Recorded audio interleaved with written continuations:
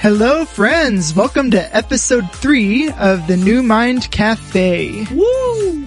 And today I have the privilege and honor of getting to interview Zack, and sort of as a way of introducing himself. Yeah. Because we'll be doing a lot of future conversations and interviews, but we thought what better way than to sort of introduce ourselves. Yeah. And what brings us here, so... Well, and it helps us practice our interviewing skills, too, for when we actually want, like, real people on. Right, because I'm nervous now, but I'll be, like, terrified. I'm kidding.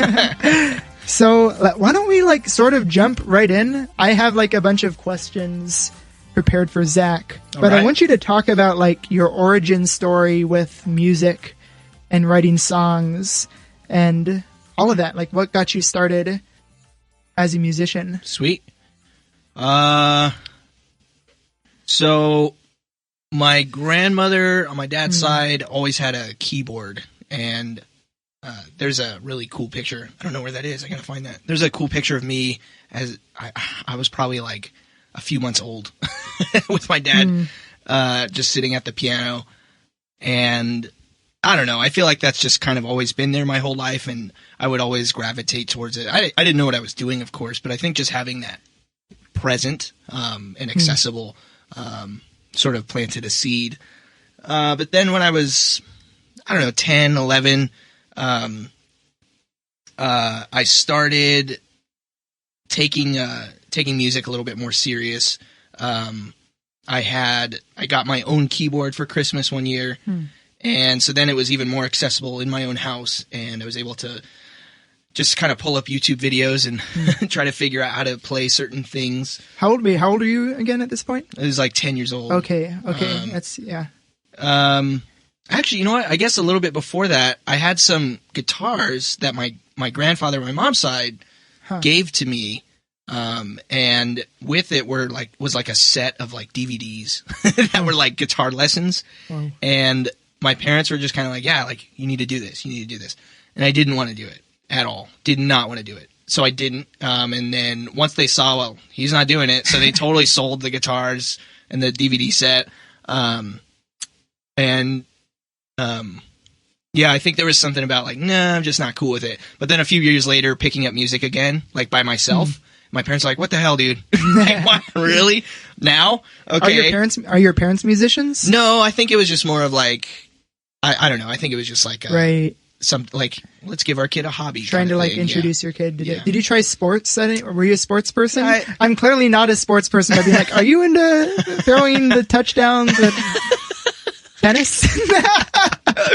I guarantee no one's made a tennis and touchdown joke ever. In the same sentence.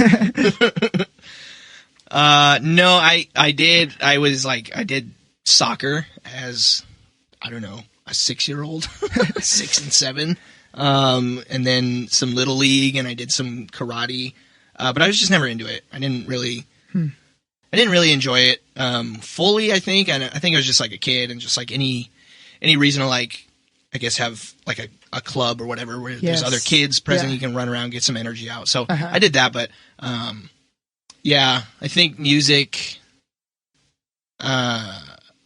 maybe it was just like that was something I could do by myself and like learn and pick it up as I wanted to, and so that makes sense. Yeah, especially now, like looking back, like I'm totally an introvert, so just like maybe just having my own space to be able to do that and mess up, and so like as a 10-year-old, 11-year-old, I started playing keyboard more and just getting YouTube videos, and then at one point I had lessons, and I had 2 different like teachers, 2 like different music schools that I went to, and I quit both times. Just like I hated it. I really did not enjoy it. And I think it was just because it was so structured and like just like this is what you have to play. And the second teacher I had like tried to give me more things that I wanted to play, but it wasn't. I don't know. I just didn't fully get into it. I was just bored, I think. So that's like the big nagging question. I'm like wondering, when was there like a moment that you can pin down, or like a period where like being a musician clicked? Or is this like, this is part of a big part of like who I am? Was that in high school? Yeah, was that later, or was that junior high? Yeah, that was much later. Huh. It was probably, so I was probably probably 16 or so. Oh, interesting. 17. So that was part of like your high school experience of being like, you found your thing that's going to like sustain you through high school. Like I'm Zach the musician. No, even in high school. So like I never was a part of band or anything like that in middle school or high school. I just didn't. I never felt like I fit into that. And I think a big part of it was just the music theory. And like, I see these kids playing and like it didn't look like they were having a great time. Right. It was just kind of just going to play the violin because that's what I know how to do. And it was like very like intellectual, but it wasn't like like an artistic expression or anything like that. So let's like get everyone to that point of when you like owned it. Yeah. When it became, or even if it's a set of like a period, like when did that register for you when you were like, oh, this is for me. It's not just like a sterile discipline thing. Yeah. So if you listen to episode 2, Myles shared about that he grew up in a church context, and I did too, actually. I started going to church in like middle school, 6th grade. Was that 11 years old? I don't know what age that is. But so in 6th grade, I started, again, just like going to church. A friend invited me, and then I just got more involved with the church. This ties into music, I swear. So I started getting more and more involved, and eventually, I guess I was 13 or so, and I went to Sunday service by myself. My parents didn't go to church growing up. It was close to the house, so I don't know, I felt a community there or whatever. But so I started going, I went to a Sunday service, and I said to the person playing the piano, I was like, hey, I like what you did here. Just, I don't know, he did something fun, and I was like, I like how you did that. And he's like, oh, do you play piano? I said, I mean, a little bit, kind of, like I've taught myself all the chords, like I know how to do that. He's like, oh, we need someone to like play keyboard. So like, if you don't know, like usually within Christian music, there's kind of like, there might be like a piano, like an actual piano, but then there's like more of a background, like ambient, like string sort of sound effect like on a keyboard. Pads. Sort of, yeah. So he invited me for the next Sunday to play like the pads sort of thing. And I was like, okay, sure. Wow. I was super nervous. Just like next week. Yeah, literally. Like, and he hadn't even heard me, so he's just like, yeah, like here's when rehearsal is. Just a small just come on. Then It was like maybe 300, 400 or so. Okay, so not still like super small. Yeah. I was just like, wow. Okay, so this guy just gave me some sort of like credit without even hearing me or anything. So I jumped in, started playing keyboard with the church group, and they had a full band, so like drums, bass, guitar, singers, multiple singers. And it was from there, so at this point I'm like 13, it was from there that I started watching and just like hyper analyzing everybody else in what they were doing in the band context. I started watching the drummer and like, okay, like I'm literally like playing during rehearsal or whatever, and I'm playing the keys, but I'm like watching him the whole time, just like, oh, that's fascinating. Like that's what he's doing. Okay, that makes sense. Oh, and then there's the bass, there's the snare, there's the hi-hat, and just like, I think just being submersed in just the fact that it was happening right in front of me. Just these band people doing their thing, and they love it. Like, they're very passionate about it. They're good at what they do. Yeah. So then, like, the church rehearsal would get out, and then I would just kind of linger. Because, again, I would just, like, walk home after rehearsal. Or if I was getting picked up, I'd say like, yeah, rehearsal ends at 8, when in reality it ended at like 7. And I stayed back, and everyone knew, like, there was no question, like everyone knew where I was at. And I stayed back, and I just like messed around. I just played the drums. Wow. Someone left a guitar. I just picked it up, started strumming it. The drums was a big one, because like I really got a lot out of just getting a sense of rhythm. So anyways, to answer your question, sorry. No, this is perfect. Yeah. I was like 16 or so when I felt more comfortable with each of those instruments. Wow. That's not like proficient or anything, but just like I just felt better. I felt more equipped, and I felt like I could, at least in a church context, like play the songs, which to my musician friends out there, playing church music is probably the easiest thing you can do. But I don't think it could be understated how many like famous people get their start in church. Yeah, right? That's a good point. Yeah. So like it is a great training ground for talent. A lot of people come from church. I'm blanking on names. I'm sure you know. you could think of artists that come from? Like Aretha Franklin comes to mind, like just gospel singer. Elvis Presley. Yeah, actually, yeah. So there's totally like a lot, but what better way to connect with other musicians? Like you have a weekly gig, right? You know? You're not like an official band or anything, but like that was a way for me to sort of get that context and that idea and that vision in my mind of, oh, this is how I do it with other people. I love like that. This is how we collaborate. Right. We go home and practice our own parts or whatever. And if I don't do my thing, I'm going to let everyone else down. And not like a shame thing, but like we want this to sound good. We want it to be as best as we can. Right. And we're also like, it also taught me like not to overplay. Wow. The importance of like, okay, I did my thing, now back off. Wow. Let someone else do their thing. So it's just working alongside others, I think. Especially in like the church context too, like it's not a rock show.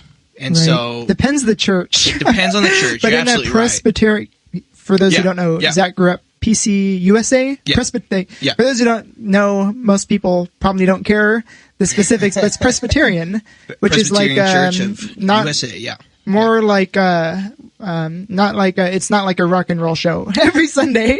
So this is a more liturgical church. What does that mean? Denomination liturgical. Good question.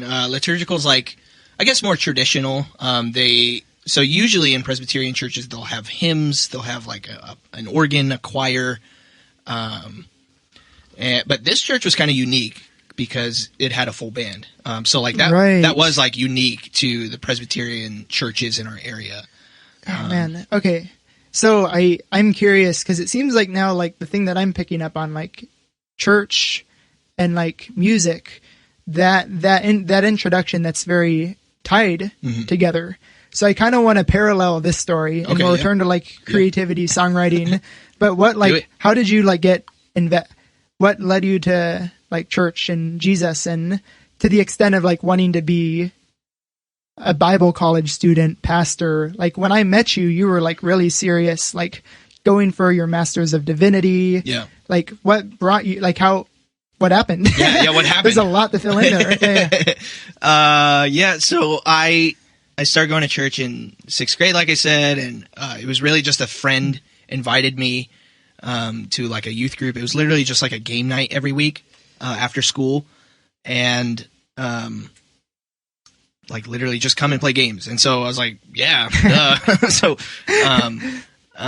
But there was a youth leader that the second week I returned, he remembered my name from the first week I was there. And there was something about that. Like, I'm just like dumb 6th grade kid. Like, I don't have any, like, why do I matter right now? Like, you know what I mean? Like, I just didn't have any, I was like, I'm just a kid. Like, but this guy saw me and he like gave me value just by remembering my name. And that was very like meaningful for me. Wow. And so I don't know. I think it was from like that. And then just understanding like, oh, this like church context, I'm being seen, I guess, or like people are nice here. People are like treating me nicely, and it's cool. Like now I feel like I have a place that I belong. Wow. So huge, especially when you're in 6th grade. It's high school, all this high, changing and whatnot.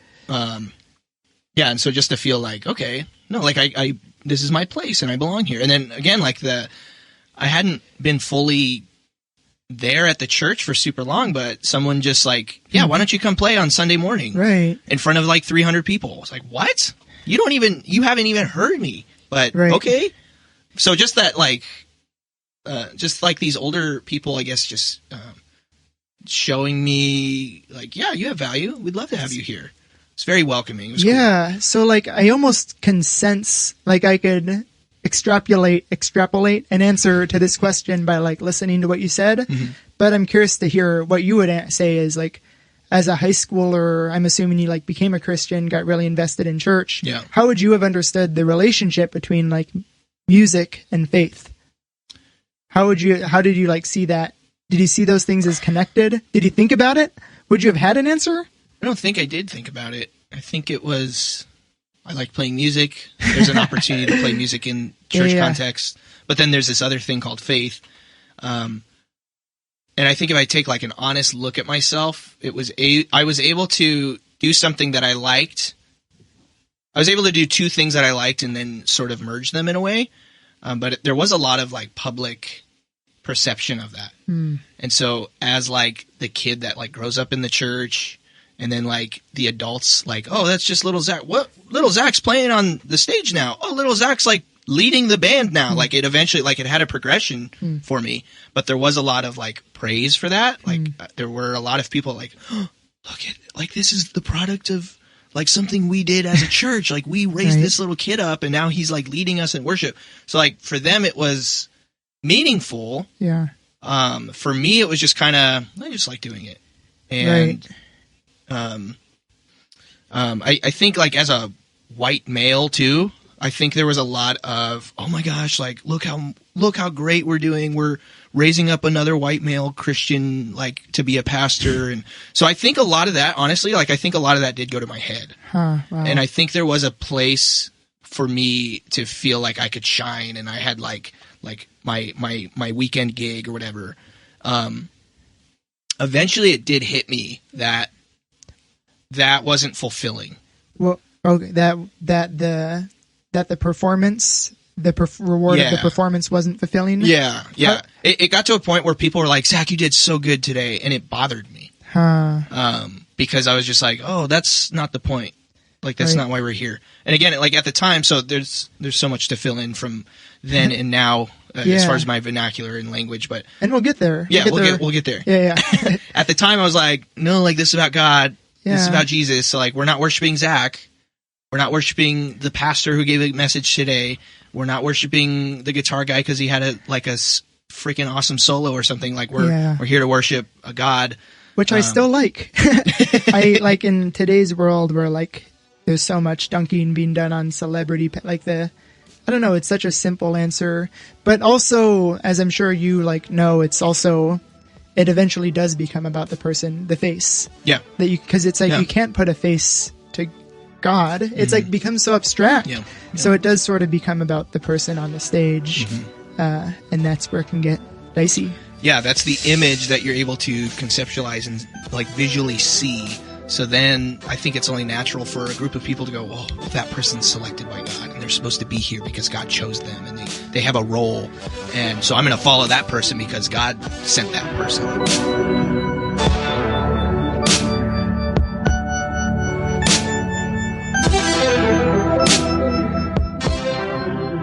There's like two questions I want to ask. Sure. I'll just kind of throw both of them out. Yeah. One is like, before getting back to like music, because that's where I kind of want to end on, how did your faith start shifting? And like, actually, let's just go there. How did your faith start shifting? Yeah, that was probably, okay, so that was high school Zach.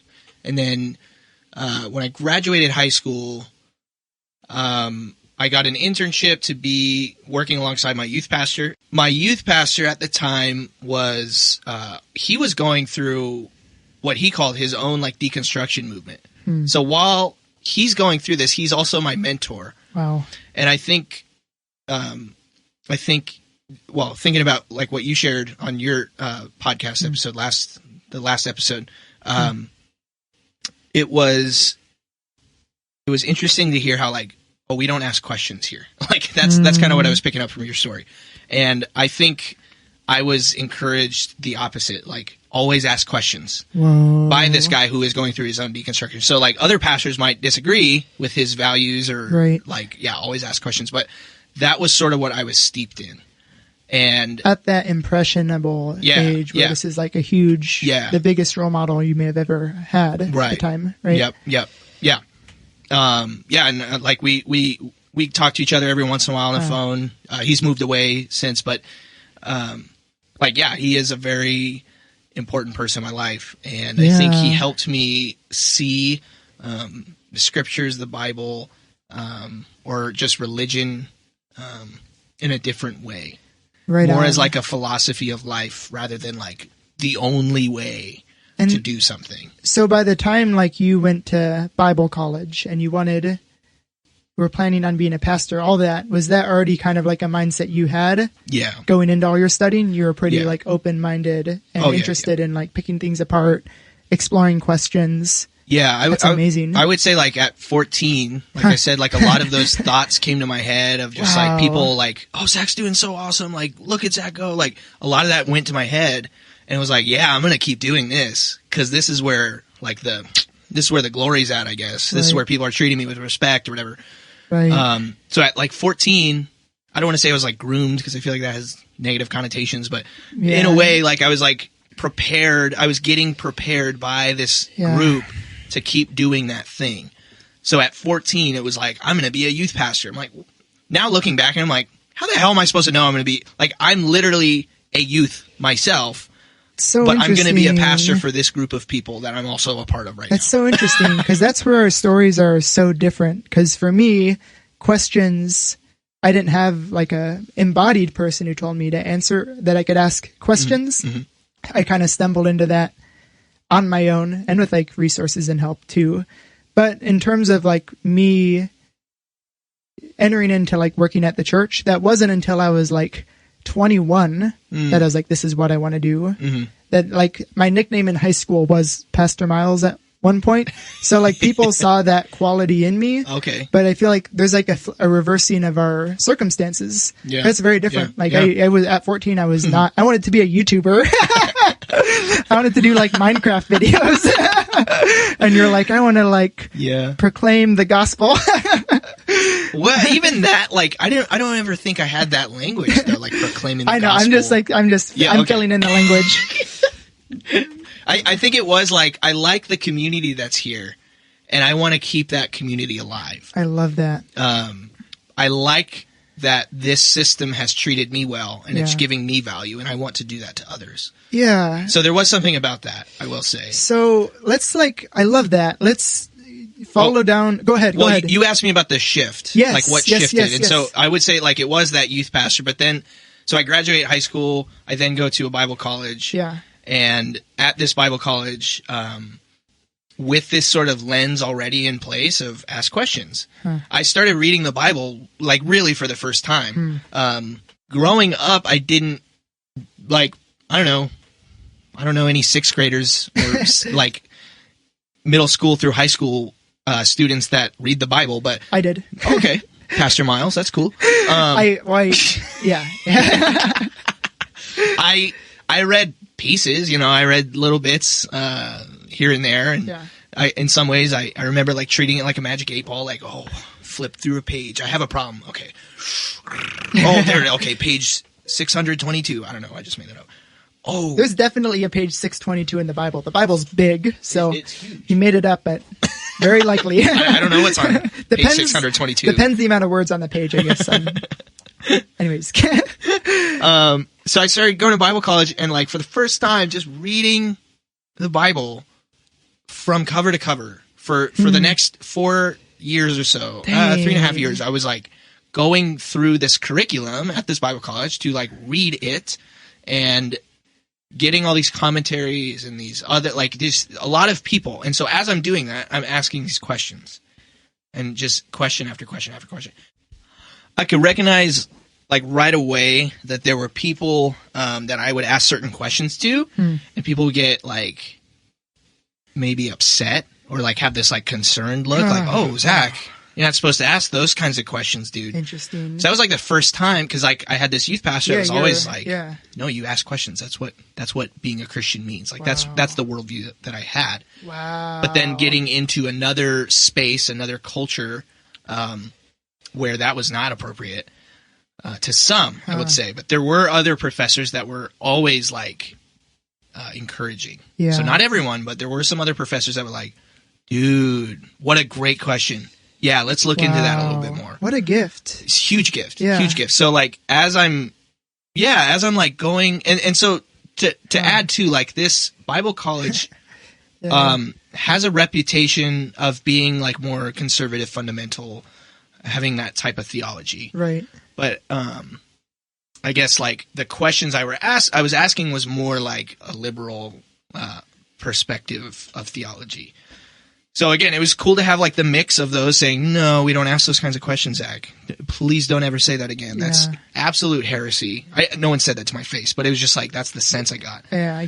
And then having other professors. So just having that mixed culture of, yes, ask questions. No, don't ask questions. It was actually really good. It was actually really helpful.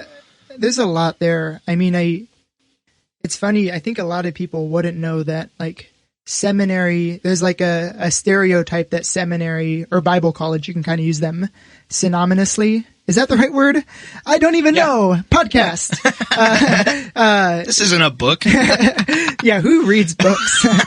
But it is known to be a place where people like struggle with their faith or lose their faith. Seminary, yeah. Yeah, so, but it's amazing that you were encouraged by a lot of people. Mm-hmm. And it's probably good that you were discouraged by some, in the sense that that's a pretty realistic, you probably had that needed wake-up call to like what you're actually getting into. Oh, yeah. Because like I also wonder, with you growing up Presbyterian, PCUSA, which for those that don't know is known as like a mainline denomination that's a little bit more open-minded. I wonder if that affected the environment you were in too. Totally. Yeah. Yeah, totally. Yeah, there was just a lot of like culture clashing, I think. Yeah. But it was more going on internally within myself. Stepping into new spaces and going, oh, okay, this is a whole new Christianity that I haven't seen. Right. So like the church that I grew up in, like it's okay, like female pastors are fine, but not all churches are like that. Same-sex marriage is fine, but not all churches are like that. Right. I mean, just to list a few of like some of the, I guess more like controversial issues. I wouldn't even say issues, just topics of discussion. Because for me, that's not an issue. Those things that I just said are not an issue, but to a lot of people, it is an issue, and that's unfortunate. Yeah. So yeah, to have that, like, that's what I grew up in, and then going to a more like, no, this isn't cool. That's actually not Christianity at all. Like, like those are the things that I was being told. So just a lot of conflict within myself of like trying to decipher, I guess. Yeah. Oh, I'm going to college now, and what I'm learning within college is like, within the Bible college, is like going against what I grew up with. And so that's when, so like literally like within all of those, excuse me, 3.5 years of going through Bible college, it was just like this pole of, that was like the period of like a massive shift. That didn't sound good. Massive shift. No, no, it sounded like I said massive shit. Oh, massive. It was a period of a massive shit. Well, in some ways, metaphorically. Okay. But that was a period of my life where there was a lot of moving going on. And that's when we met, was during that period. So this is like kind of the last question I'm interested in when it comes to that stuff. Obviously, you could like answer however you want, but I think I'm imagining people who are listening right now will wonder, like, how did you emerge from that shift? Like, where are you now? Like, how? Yeah, I know that. I'm curious to see how you'd answer that. Yeah. So I graduated from the Bible college, so I now possess a piece of paper that says Bachelor's of Biblical Studies. So that's great. Huge accomplishment. And again, I think I had a lot of those people like, oh, Zach, look what you did. Oh, God's working in your life. So great. And again, I think like hearing that like praise or whatever just continued to bother the shit out of me. It was just like, thanks and all. I know you mean well. Like, I know all you people mean well. But there was something just like unsettling about it. And so, but I kept going. So my next step to becoming like a pastor was to go to seminary, and actually the same seminary that Myles is going to. Yeah. So I took a quarter from the seminary, and I came out of this quarter basically hitting like an existential crisis. I did 1 quarter of seminary, and let me just be clear. Like, in this same quarter, in this same period of a few months, I was already in a lot of transition with my job. I was working at a church, and I was just under a lot of, we can come back to that if you want to, Myles. But there was a lot of moving happening. I just got a degree. I'm now questioning, like, this is not the right church that I should be working at. And now I'm going to start up seminary, and all of these I have so many like questions about like the existence of God and what that means. The validity of like the Christian story and what that means. Right. And yet I'm going to seminary. So like, it's tough. Yeah. So I just kind of hit this wall of like existential crisis in December. By the time that this quarter was over, I kind of had this like, so I don't want to do this anymore. Wow. What the hell do I do now? Because for 10 years, from 14 to 24 now, I've been working to be like a youth pastor. That's been the goal for literally 10 years of my life. Even like as a kid, like 14, just still having that mindset and that goal in mind. And so by the time December rolls around, I finish this quarter, I'm just like, oh yeah, I don't want to do that. I feel so uncomfortable with this. I don't want to do that anymore. You just knew that you needed to. I knew, but I didn't know. What do you mean? I signed up. I enrolled for the next quarter. Right. I kept going. I was like kind of in autopilot. Going on? Like, oh yeah. Yeah. So then the next quarter started in January, and then I just had to remove myself, and I dropped the classes. I got like the reimbursement or whatever, but that was the point where I said, okay, I don't think I'm going to work in the church until I die or until I retire or whatever. Like, I don't think this is going to be my life journey anymore. Right. This is not going to be the career path. Yeah. Which was kind of like a big deal for me because in a lot of ways it was me taking that praise that I've been getting my whole life and just saying, yeah, I don't really want that anymore. I guess I never did want it, but it was like, just so not doing this. I don't want to take that glory as a white, privileged, cisgendered male, being yet another pastor, speaking from his accomplishments and privileges that he has. I didn't want to have that. Like, and I knew that there was something bigger than just doing like a weekly. Honestly, to me, like the only word that comes to mind is performance. Wow. And I don't mean that to like knock those that go to church on Sundays. I really don't. But that was only like the word that felt comfortable for me in those contexts. Like I am going into this building every week. I'm performing. Whether I'm playing music or not, it doesn't matter. But like I am not being my genuine, authentic self in these spaces because I don't feel that I could. I didn't feel that I could be my authentic self. And so that authentic self piece was also a large piece of me saying, yeah, I don't want to continue at seminary. At least right now. At the time, I thought I was going to take a break. What unfolded was I started saying, what can I do instead?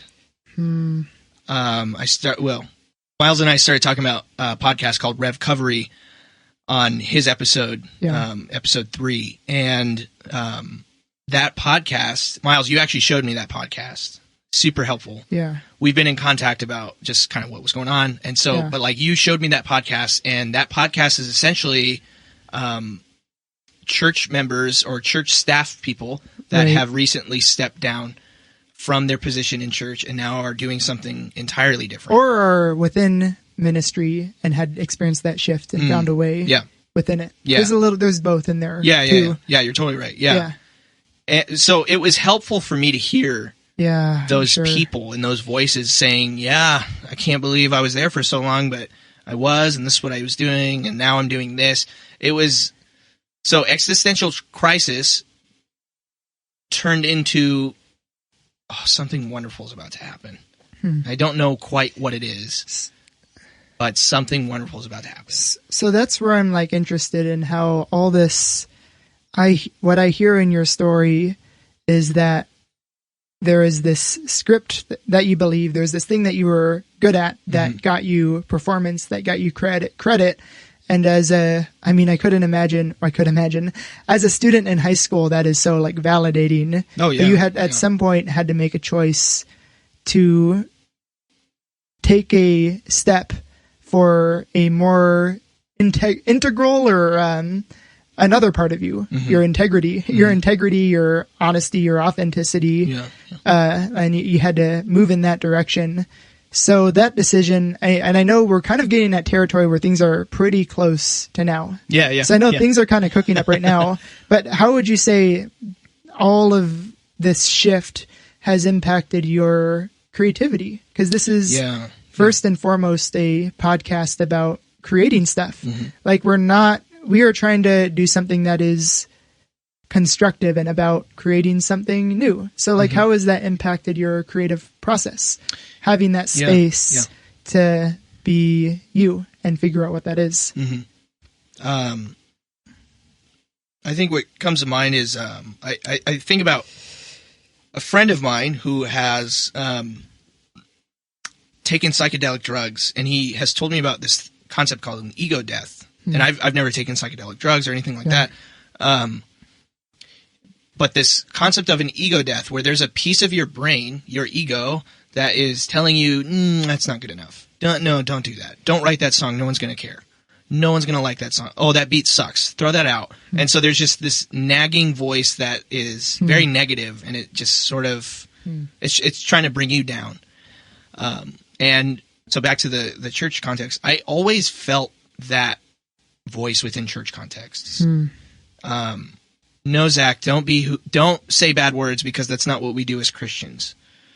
No, Zach, don't do this or that. Like, and I never considered myself to be a horrible person, but there's been many times within church contexts where it's like just this fear of doing the wrong thing and having the wrong like presentation of your life to other non-Christians, like, can be debilitating to the whole system or to the whole like organized religion. So like anything that I do affects everybody else within church context, which, as I've been coming out of that, it's been more grace, more accepting who I am. And again, like let me just say this again, like, I'm a white cisgendered male. So already in those church contexts, like, there's already a lot of privilege. And so I get to say that from a place of privilege, unfortunately, because that's the system.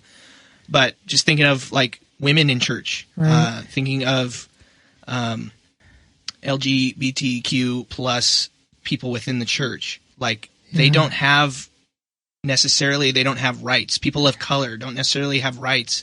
Usually, I should say that again. I don't want to generalize all Christians are horrible people. I'm not saying that. But from what I've encountered and seen within some Christian context, that is the case. And so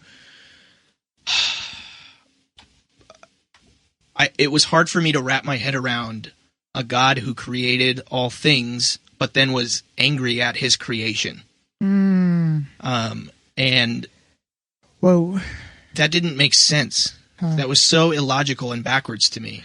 So those were some of the questions, even through like my Bible degree, that I was asking. And so it's allowed me to get to, eventually, it took a lot of work and unraveling, I guess, but it took me a lot of work to get to this place of, if there is a God that created all things, then it's supposed to be there.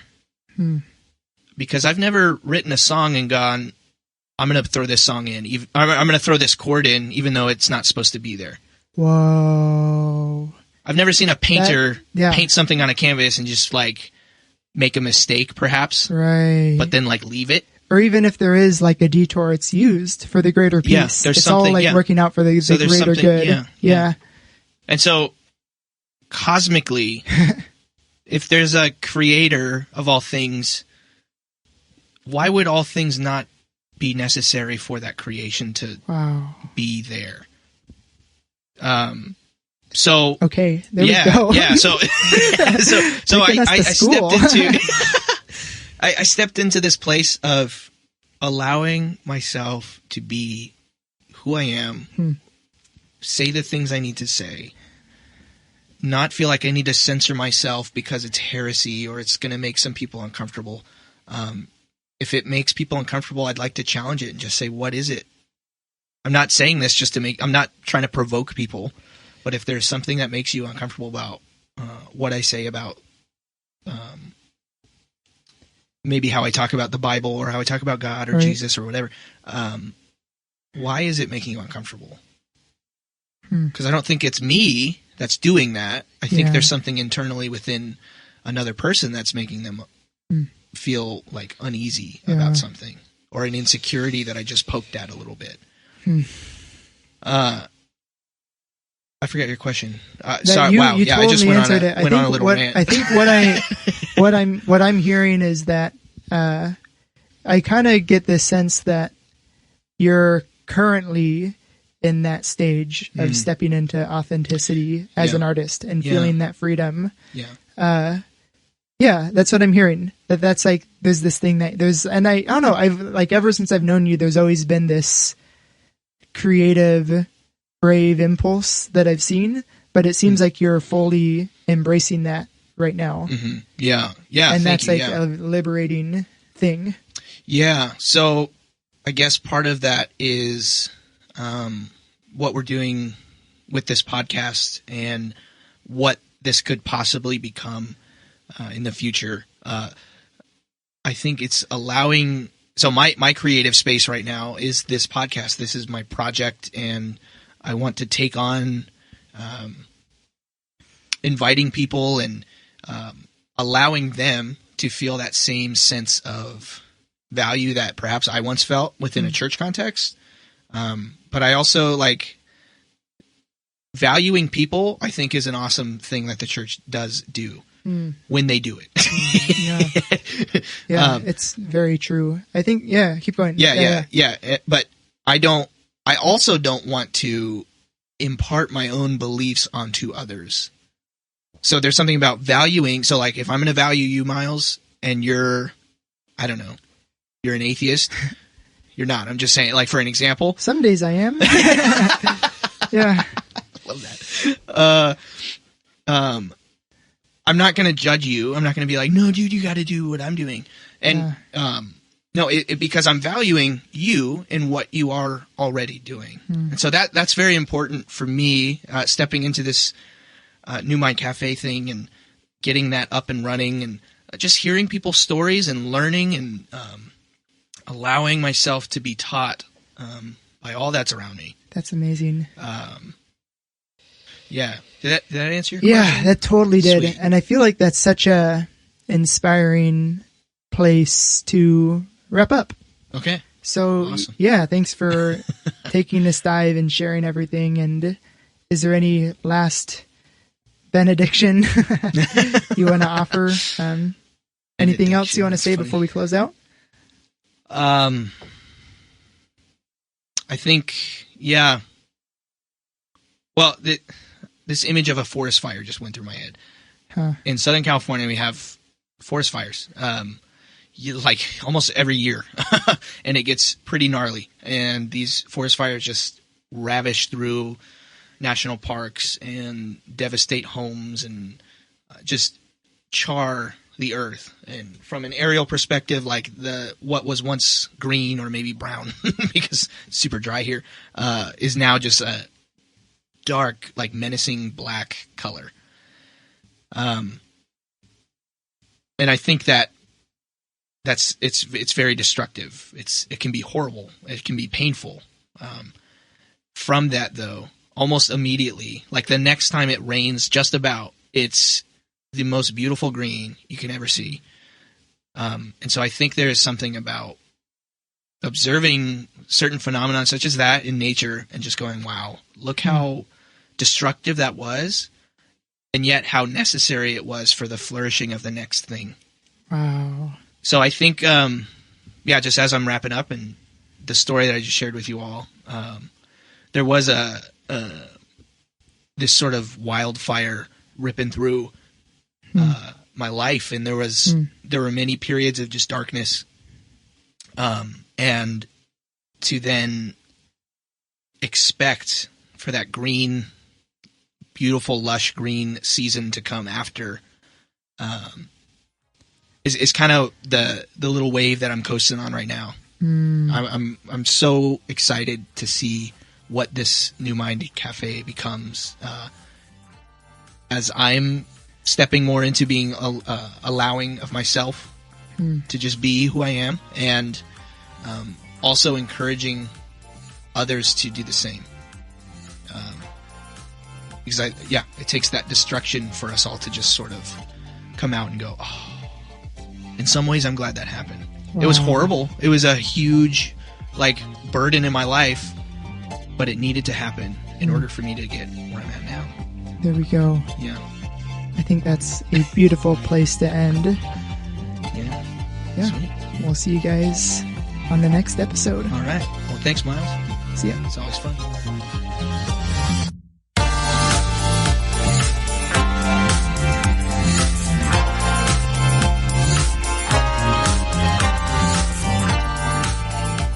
Thank you all so much for listening to this New Mind Cafe podcast. We really appreciate your support with this journey of exploring creative people and getting inspired by many different art forms. If you enjoyed the music on this episode, well, that was all original work by me, and if you want to hear more original music, you can check out our band called New Mind Collective.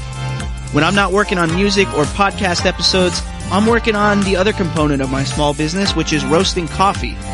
So if you want to follow along all of what my business New Mind Cafe is doing in the coffee and the arts industries, then please check out our website at www.neumindcafe.com. On there you'll find upcoming events, gigs, podcast episodes, music, products, and all the links to the social media and platforms to stream music. If you are enjoying this podcast, please subscribe, leave a rating, or comment wherever you're hearing this podcast. And please, please, please share this with others. We are trying to spread the word about what we are doing, and we want to include others in this as well. So if you or someone you know is creative and wants to share, then please email us at neumindcafe@gmail.com. Thank you all again, and have such a great day.